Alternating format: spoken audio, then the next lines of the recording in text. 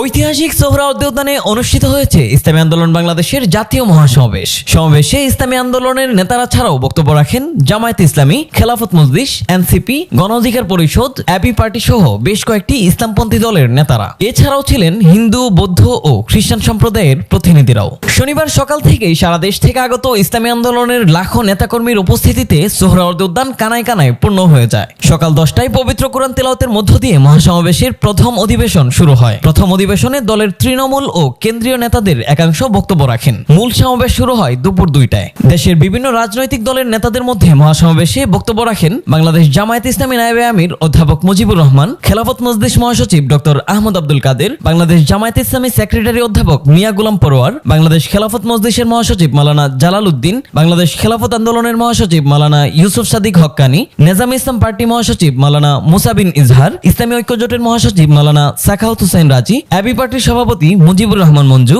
গণ অধিকার পরিষদের সভাপতি নুরুল হক নূর, বাংলাদেশ জামায়াতে ইসলামীর অ্যাসিস্ট্যান্ট সেক্রেটারি রফিকুল ইসলাম খান, এনসিপির সদস্য সচিব মোহাম্মদ আখতার হুসাইন, এনসিপির উত্তরাঞ্চল মুখ্য সংগঠক সার্জিস আলম, হিন্দু মহাজোটের মহাসচিব গোবিন্দ চন্দ্র প্রামাণিক, বোধিজ্ঞান ভাবনা কেন্দ্রের সভাপতি দয়াল কুমার বড়ুয়া, বাংলাদেশ খ্রিস্টান অ্যাসোসিয়েশন ও বাংলাদেশ হিন্দু বৌদ্ধ খ্রিস্টান অ্যাসোসিয়েশনের সভাপতি নির্মল রোজারিও। সমাবেশে বক্তব্য রাখেন ইসলামী আন্দোলন বাংলাদেশের নায়েবে আমির মুফতি ফয়জুল করিম, প্রেসিডিয়াম মেম্বার সৈয়দ মুসাদ্দেক বিল্লাহ আল মাদানী, মহাসচিব মাওলানা ইউনুস আহমদ, সিনিয়র যুগ্ম মহাসচিব মাওলানা গাজী আতাউর রহমান, সহকারী মহাসচিব মাওলানা ফজলে বারি মাসুদ ও ইমতিয়াজ আলম, ভারপ্রাপ্ত সাংগঠনিক সম্পাদক শাহ ইফতেখার তারিক, নেসার আহমদ, প্রচার সম্পাদক শেখ ফজলুল করিম মারুফ, সহপ্রচার সম্পাদক কে এম শরীয়তুল্লাহ প্রমুখ। মহাসমাবেশে ইসলামী আন্দোলনের আমির চরমোনাই পীর মুফতি রেজাউল করিম তার বক্তব্যে রাষ্ট্র সংস্কার, ন্যায় বিচার এবং পিআর পদ্ধতিতে নির্বাচন বাস্তবায়নের জোর দাবি জানান। তিনি বলেন, আগামীতে যদি আমরা একত্রে নির্বাচন করতে পারি, যদি কার্যকর ঐক্য গড়ে তুলতে পারি, তাহলে বাংলাদেশে ইসলামপন্থীরাই হবে প্রধান রাজনৈতিক শক্তি। আমরা 54 বছরে অনেক দলকে দেশ শাসন করতে দেখেছি, কিন্তু ইসলামকে এখনো ক্ষমতায় নিতে পারি নাই। এবার ইসলামপন্থীদের ঐক্যের ব্যাপারে গণপ্রত্যাশা তৈরি হয়েছে। আমি শুরু থেকে ইসলামপন্থী সকল ভোট এক বাক্সে আনার কথা বলে আসছি। আগামী নির্বাচনে শুধু ইসলাম দলই নয়, ইসলামী দলই শুধু নয়, বরং দেশপ্রেমিক আরো অনেক রাজনৈতিক দলও এক বাক্সে নীতিতে আসতে পারে ইনশাআল্লাহ। যদি আমরা একত্রে নির্বাচন করতে পারি, যদি কার্যকর ঐক্য গড়ে তুলতে পারি, তাহলে বাংলাদেশে ইসলামপন্থীরাই হবে প্রধান রাজনৈতিক শক্তি। রাষ্ট্র পরিচালনার দায়িত্ব আমাদের হাতেই আসবে ইনশাআল্লাহ। 5ই আগস্টের পরে এখন ইসলামের পক্ষে যে ক্ষেত্র তৈরি হয়েছে, এই ক্ষেত্রে যদি আমরা মাঠে ময়দানে সোচ্চার না থাকি, তাইলে এই দেশের ভিতরে মাঠের ভিতরে আগাছা জন্মাবে এবং ফ্যাসিস্টরা আমাদের বাংলাদেশকে কলুষিত করবে। নুরুর মতো লক্ষ্য প্রমাণ করেছে, আমার ভোট কেন্দ্রে ওরা দখল করবে, ওদের উৎখাত করতে হবে, বঙ্গোপ সাগরে ওদেরকে নিক্ষেপ করতে হবে, বাংলাদেশকে স্বাধীন বাংলাদেশ ঘোষণা করতে হবে। বাংলাদেশ জামায়াতে ইসলামীর সেক্রেটারি জেনারেল অধ্যাপক মিয়া গোলাম পরোয়ার বলেন, ইসলামপন্থীদের এক মঞ্চে আনতে পারার কারণে চরমোনাই পীরের নাম ইতিহাসের স্বর্ণাক্ষরে লেখা থাকবে। তিনি বলেন, গ্রামেগঞ্জেও ইসলামপন্থীদের এই ঐক্যের প্রভাব পড়েছে। বাংলাদেশের ইতিহাসে, রাজনীতির ইতিহাসে আজকের দিন এক ঐতিহাসিক দিন। কেন ঐতিহাসিক দিন? মুসলিম উম্মার নেতৃত্বদানকারী দেশপ্রেমিক সকল ইসলামী দল, ব্যক্তিত্ব, স্কলারদের মধ্যে ভিন্নমত থাকা সত্ত্বেও আজকে একটি ঐতিহাসিক ঐক্যের যে পরিবেশ এবং সম্ভাবনা দেখা দিয়েছে, সৈয়দ মোহাম্মদ রেজাউল করিমের আহ্বানে আজকের ঐতিহাসিক মঞ্চে যারা বসে আছেন, তারাই হচ্ছে এই ঐক্যের মহাকাণ্ডারী। আজকে এই নেতৃবৃন্দের উপস্থিতি এবং পীর সাহেবের সংগ্রামী ভূমিকায় তিনি আজকে নতুন ইতিহাসের স্রষ্টা হয়ে ইতিহাসে তার নাম স্বর্ণাক্ষরে লেখা থাকবে। আগামী দিনে জাতীয় ঐক্যের মধ্য দিয়ে নতুন ফ্যাসিবাদের জন্মকে আমাদের ঠেকাতে হবে। আমরা এই ঐক্যের পেছনে চরমোনাই পীর সাহেবের যে উদারতা, যে আন্তরিকতা, যে মহব্বত, তার মাধ্যমে তিনি যে গুরুত্বপূর্ণ ভূমিকা পালন করেছেন। আমরা দেখতে পাচ্ছি ইতিমধ্যেই বাংলাদেশের গ্রামে গঞ্জে, শহরে, নগরে, বন্দরে ওলামায়ে কেরাম, মুসলিম উম্মাহর নেতৃত্বদানকারী জনগণের এই ঐক্যের পরিবেশ দেখে, আজকে এক মঞ্চে দেখে গ্রামে গ্রামে ঐক্যের জোয়ার শুরু হয়েছে। আসুন ভেদাভেদ, ভিন্নমত পরিহার করে মুসলিম জাতি সত্তা মূল্যবোধ রক্ষার জন্য আল্লাহ তাআলার দ্বীনকে পার্লামেন্টে নিয়ে ন্যায় বিচার, সুশাসন, বৈষম্যহীন এক নতুন সমৃদ্ধ মানবিক বাংলাদেশ গড়ার জন্য আমরা ঐক্যবদ্ধ থাকব। ইসলামী আন্দোলন বাংলাদেশের নায়েবে আমির মুফতি ফয়জুল করিম বলেন, আমরা যদি নিজেরা মুনাফিকি না করে ঐক্যবদ্ধ হই তাহলে নিশ্চিত করে বলতে পারি আগামীতে ইসলামপন্থীরা ক্ষমতায় যাবে। আজকে মঞ্চে যারা আছেন যদি আমরা মুনাফিকি না করি, মঞ্চে যারা আছেন যদি মুনাফিকি না করি, মুখের এবং কাজের কথা যদি একসাথে থাকেন, মুখের সাথে কাজের যদি মিল থাকেন, আমি এই লক্ষ জনতার সামনে কসম করে বলতে পারি আগামীতে ক্ষমতায় যাবে ইসলাম, ক্ষমতায় যাবে ইসলাম, কোনো সন্দেহ নাই।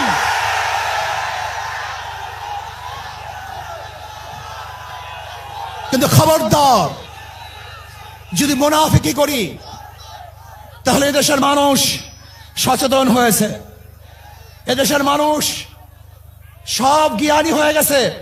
বিশ্বাস করবেন না, একজন রিক্সাওয়ালা, ঠেলাওয়ালা, কুলি, মজদুরের বক্তব্য শুনলে আমরা আশ্চর্য হয়ে যাই বাংলাদেশের মানুষ কত সচেতন। একসাথ হন, ঐক্যবদ্ধ হন, এইটা আমার মেসেজ থাকবে।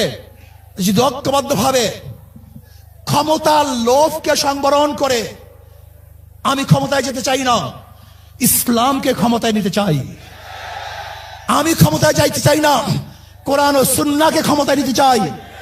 যদি আদর্শ লালন করেন, এই নীতি আদর্শ যদি গ্রহণ করেন, ইনশাআল্লাহ নাসরুম মিনাল্লাহি ফাতহুন করিব, অবশ্যিরিস সাবিরিন, সেই দিন আসতেছে। আমি দেখতেছি, মনে হয় আমার চোখের সামনে আমি দেখতেছি ওই সংসদের মধ্যে কলেমার কথা হবে, কোরআন ও সুন্নাহর কথা হবে, লা ইলাহা ইল্লাল্লাহ উচ্চারিত হবে। গোটা বাংলাদেশের মানুষ শান্তিতে বসবাস করতে পারবে, জুলুম থাকবে না, অত্যাচার থাকবে না, অবিচার থাকবে না। খেলাফত মজলিসের মহাসচিব ডক্টর আহমদ আব্দুল কাদের বলেন, দুর্নীতিমুক্ত দেশ গড়তে হলে ও ইনসাফ কায়েম করতে হলে ইসলামপন্থীদের ঐক্যের কোনো বিকল্প নেই, আমাদের ঐক্যবদ্ধ হতে হবে। আজকে ইসলামী ঐক্যের বড় প্রয়োজন। যদি আমরা ইনসাফ কায়েম করতে চাই, দুর্নীতি সমাজ কায়েম করতে চাই, তাহলে ইসলামী ঐক্যের কোনো বিকল্প নাই।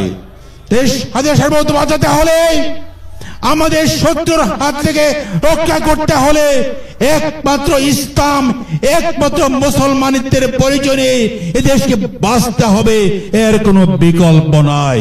বাংলাদেশ খেলাফত মজলিসের মহাসচিব মাওলানা জালালউদ্দিন বলেন, দেশের স্বাধীনতা, সার্বভৌমত্ব রক্ষার জন্য ইসলামপন্থীদের ঐক্যের বিকল্প নেই। বর্তমান সময়ে দেশ ও ইসলাম রক্ষার জন্য, দেশের স্বাধীনতা রক্ষার জন্য ইসলামী শক্তির ঐক্যের বিকল্প নাই।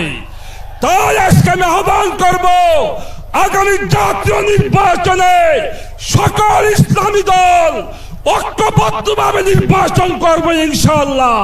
ইসলামী ঐক্যজোটের মহাসচিব মুফতি সাখাওয়াত হোসেন রাজি বলেন, অতীতে ইসলামপন্থীদের জঙ্গিবাদী, রাজাকার, উগ্রবাদী বলা হয়েছে। আমরা স্পষ্ট বলতে চাই, এসব আর চলবে না, এসব অপবাদ আর সহ্য করা হবে না। 53 বছরের বাংলাদেশে ইসলামী শক্তিকে দাবায় রাখবার জন্য, ইসলামী শক্তিকে দুর্বল করবার জন্য, ইসলামী শক্তিকে নানাভাবে প্রতিহত করবার জন্য ষড়যন্ত্র হয়েছে।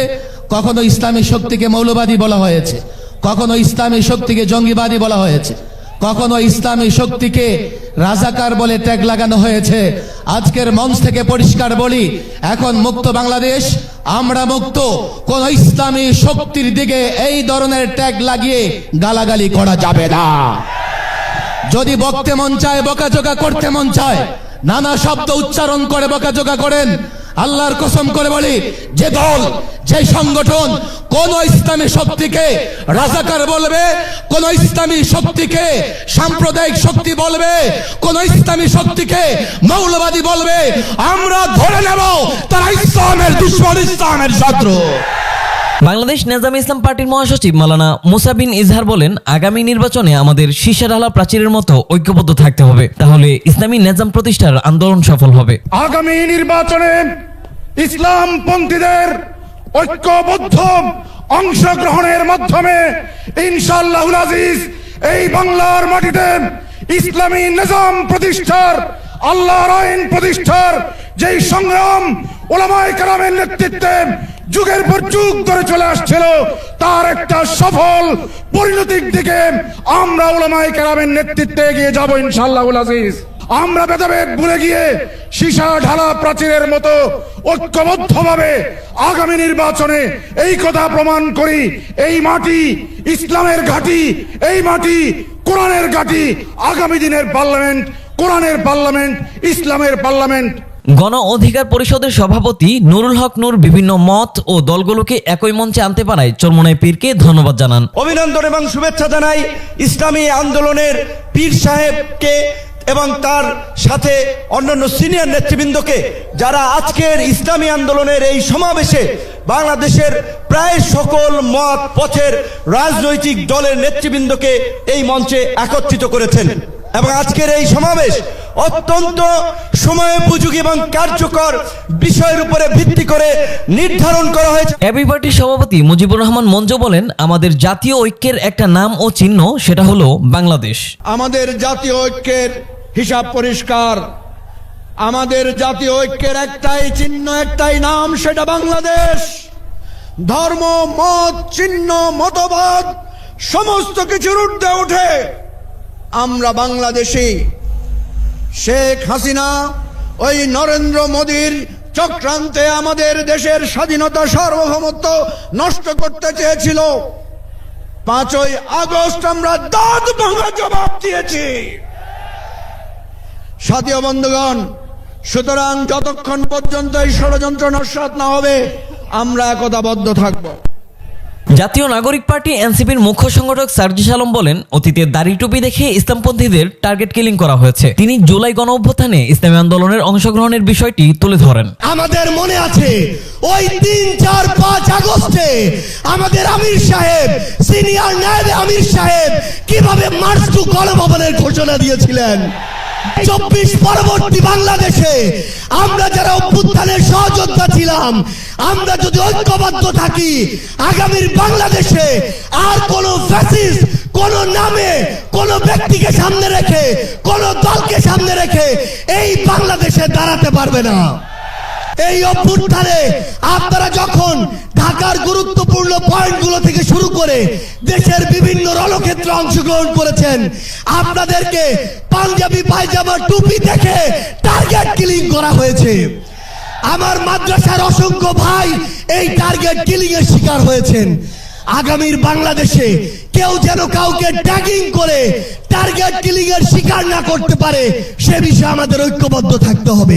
মহাসমাবেশের ঘোষণাপত্রে 16 দফা দাবি উত্থাপন করা হয়। এর মধ্যে ছিল সংবিধানের মূলনীতিতে আল্লাহর উপর পূর্ণ আস্থা ও বিশ্বাস পুনর্স্থাপন, সংসদের উভয় কক্ষে সংখ্যানুপাতিক পদ্ধতিতে নির্বাচন, তত্ত্বাবধায়ক সরকারের অধীনে স্থানীয় নির্বাচন সম্পন্ন করা এবং দেশ বিরোধী চুক্তি বাতিলের দাবি। পতিত স্বৈরতন্ত্রের বিচার, ঘুষ, দুর্নীতি বন্ধ, পাচারকৃত অর্থ উদ্ধার, সন্ত্রাস ও চাঁদাবাজি রোধে কঠোর পদক্ষেপ নেওয়ার আহ্বান জানানো হয় সমাবেশ থেকে।